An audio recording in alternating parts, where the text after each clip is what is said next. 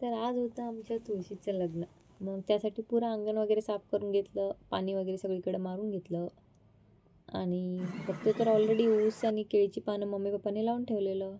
मग मम्मी बोलली की स्वस्तिक काढ तुळशीसमोर.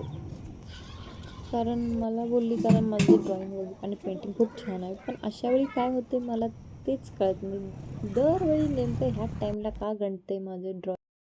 घरातल्या सगळ्यांना वाटते. इनफॅक्ट माझ्या हँडरायटिंग सरांना पण माझी हँडरायटिंग खूप आवडायची. म्हणजे त्यावेळी चांगली होती माझी. पण आता हळूहळू काय होतंय काय माहीत. सुरुवात तर छान केली मी. अक्षर नंतर असं का होत गेलं कळालंच नाही मला. नंतर ना अशी पूर्ण लाईन ती वाकडी झाली. तर अशा तऱ्हेने माझ्याकडून तुळशी विवाह प्रसन्न असं लिहिण्यात आले गेले. ए बघा कोण आले लग्नाला. कपली. ही आमची गावातली छानशी गाय.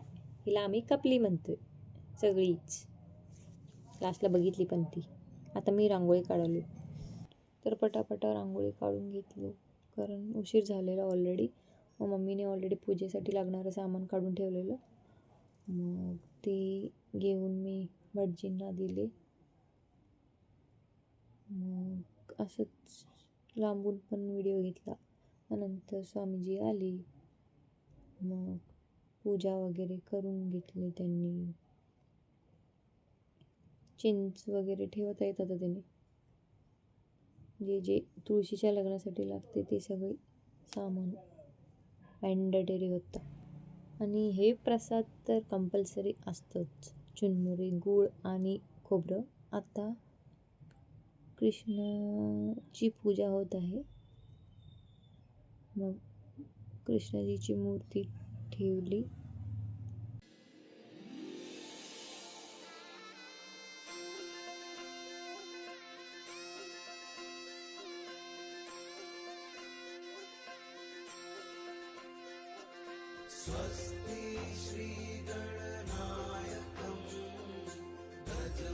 रामाचा वर्षोबतो ते अंकुशपद्मलब्ध परशो धरती शिरा झळकतो.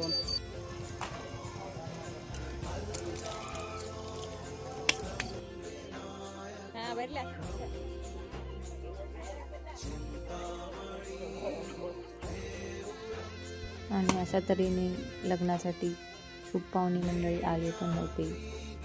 तर मजा आली.